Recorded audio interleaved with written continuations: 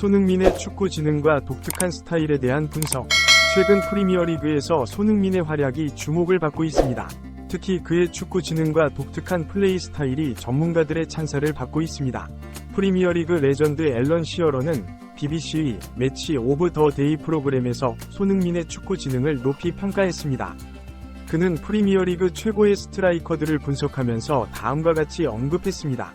오른발은 해리 케인, 왼발은 모하메드 살라, 파워와 움직임은 얼링 홀란드, 헤딩은 크리스티아노 호날두, 그리고 축구 지능은 손흥민이 프리미어리그 최고입니다.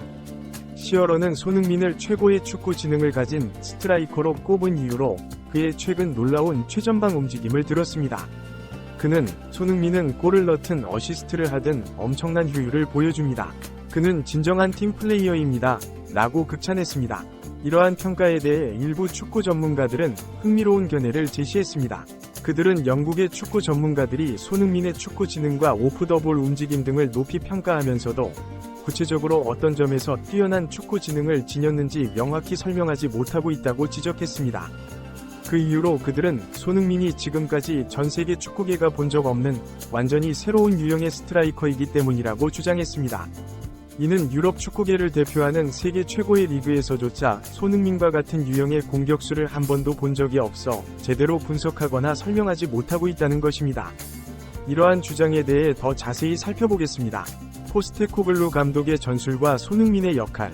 토트넘의 새 감독 안제 포스테코글루는 부임 이후 7경기 만에 팀을 변화시키며 프리미어리그 최고의 감독으로 주목받고 있습니다. 그의 전술 중 특히 주목할 만한 점은 손흥민의 활용법입니다.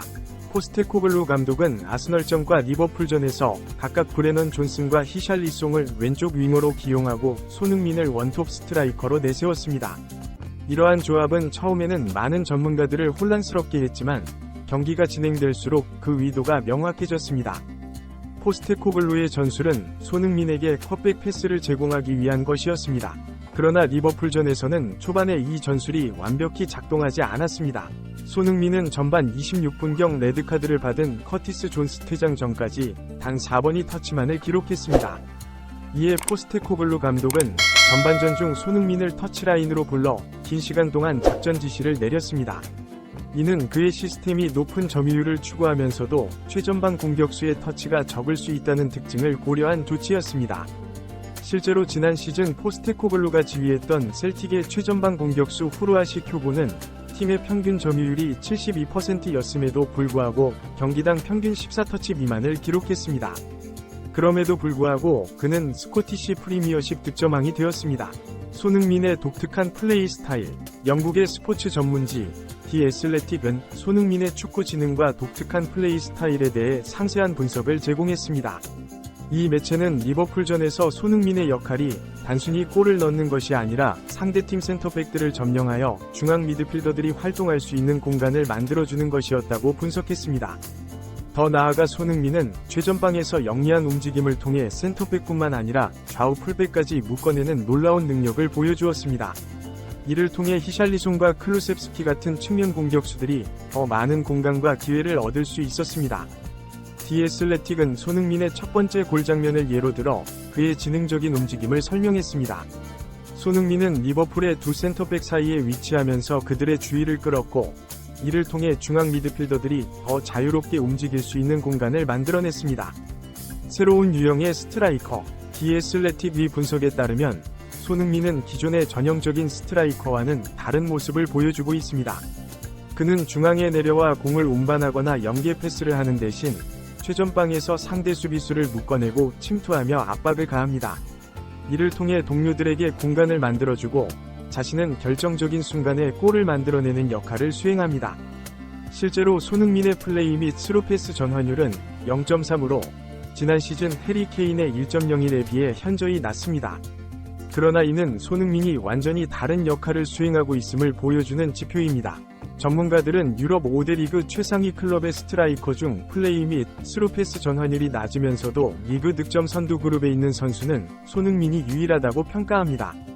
이는 손흥민의 뛰어난 결정력과 라인 브레이킹 능력, 그리고 지능적인 움직임이 결합된 결과라고 볼 수 있습니다.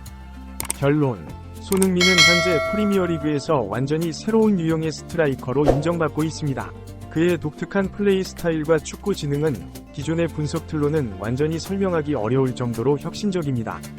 전문가들은 손흥민의 움직임이 상대 수비진에게 엄청난 부담을 주고 있으며 이를 통해 팀 전체의 공격력을 끌어올리고 있다고 평가합니다. 또한 그의 미친 결정력과 라인 브레이킹 능력은 월드 클래스 수준을 넘어서고 있다는 평가를 받고 있습니다. 영국 축구계는 이제 손흥민을 완전히 새로운 유형의 스트라이커로 인정하기 시작했으며 일부에서는 그를 해리 케인보다 뛰어난 공격수로 평가하기 시작했습니다. 이는 손흥민이 단순히 골을 넣는 능력을 넘어 팀 전체의 공격 흐름을 변화시키는 핵심적인 역할을 하고 있음을 인정하는 것입니다. 앞으로 손흥민이 보여줄 더 놀라운 활약과 그의 플레이 스타일이 프리미어리그와 세계 축구에 미칠 영향에 대해 많은 기대와 관심이 모아지고 있습니다. 손흥민은 이제 단순한 아시아의 스타를 넘어 세계 축구의 새로운 패러다임을 제시하는 선구자적 존재로 자리매김하고 있습니다. 손흥민의 진화하는 역할과 영향력. 손흥민의 독특한 플레이 스타일은 단순히 개인의 능력을 넘어 토트넘 핫스퍼 전체의 전술 변화에도 큰 영향을 미치고 있습니다. 포스테코글루 감독 부임 이후 토트넘의 공격 패턴은 눈에 띄게 달라졌습니다. 과거 토트넘은 해리 케인을 중심으로 한 공격 전개에 크게 위존했습니다. 케인은 최전방에서 골을 넣는 역할뿐만 아니라 중원에 내려와 패스를 연결하는 역할도 담당했습니다. 이는 효과적이었지만 동시에 예측 가능한 패턴이기도 했습니다. 그러나 손흥민이 원톱 스트라이커로 나서면서 토트넘의 공격은 더욱 다양하고 예측하기 어려워졌습니다. 손흥민은 최전방에 머물면서도 끊임없이 움직이며 상대 수비진을 혼란에 빠뜨립니다. 이는 단순히 개인의 능력을 넘어 팀 전체의 공격 흐름을 변화시키는 핵심 요소가 되었습니다. 전술적 유연성 증가. 손흥민의 존재는 토트넘에게 더 큰 전술적 유연성을 제공합니다. 그는 최전방 공격수로서뿐만 아니라 필요에 따라 측면으로 이동하여 윙어 역할도 수행할 수 있습니다. 이러한 다재다능함은 경기 중 상황에 따라 포메이션을 유동적으로 변경할 수 있게 해줍니다. 예를 들어 토트넘이 수비적인 상황에 직면했을 때 손흥민은 빠르게 측면으로 이동하여 5-4-1 형태의 수비 진영을 구축하는 데 기여할 수 있습니다. 반대로 공격 상황에서는 중앙으로 빠르게 침투하여 3-4-3 또는 3-5-2 형태의 공격 진영을 만들어낼 수 있습니다. 이러한 유연성은 상대팀이 토트넘의 전술을 예측하고 대응하는 것을 더욱 어렵게 만듭니다. 결과적으로 토트넘은 경기 중 다양한 상황에 더 효과적으로 대처할 수 있게 되었습니다.